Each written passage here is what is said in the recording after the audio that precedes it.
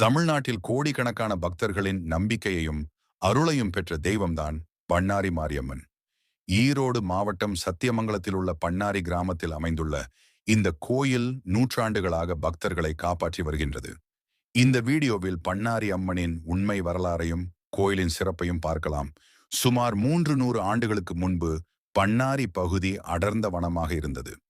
அந்த காலத்தில் ஒரு கர்ப்பிணி பெண் இங்கு வந்து காட்டாறு அருகே துணி துவைக்கையில் திடீரென பிரசவ வேதனை ஏற்பட்டு 2 பெண் குழந்தைகள் பிறந்தன. அவற்றில் ஒரு குழந்தை தாழியில் வைக்கப்பட்டிருந்தது. அந்த குழந்தை தான் பிறகு அம்மனாக அவதரித்தாள் என்று நம்பப்படுகிறது. அந்த இடத்தில் இருந்த வேங்கை மரத்தடியில் பால் சொரியும் அதிசயம் நடந்தது.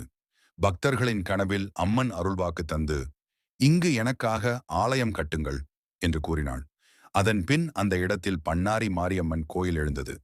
இங்கு அம்மன் சுயம்பு மூர்த்தியாக கருதப்படுகிறது.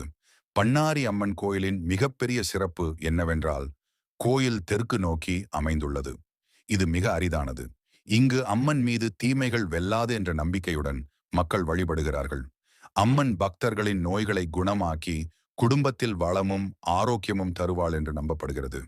ஒவ்வொரு ஆண்டும் நடைபெறும் தீ மிதி திருவிழா மிகப்பெரிய சிறப்பாகும்.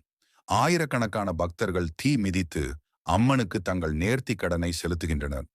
பண்ணாரி அம்மன் திருவிழாவில் பல்லாயிரக்கணக்கான பக்தர்கள் கலந்து கொள்வது இங்கு எவ்வளவு ஆழமான பக்தி இருக்கிறது என்பதை காட்டுகிறது. பண்ணாரி மாரியம்மன் பக்தர்களின் துன்பங்களை தீர்த்து அனைவருக்கும் ஆரோக்கியம், வளம், அமைதியை அருளும் சக்தி. ஈரோடு மாவட்டத்திற்கு மட்டுமல்ல, தமிழகம் எங்கும் இந்த கோயில் புகழ் பெற்றது. யார் மனமாற வேண்டினாலும் பண்ணாரி அம்மன் அருள் நிச்சயம் கிட்டும் என்று பக்தர்கள் நம்பிக்கை கொள்கிறார்கள்.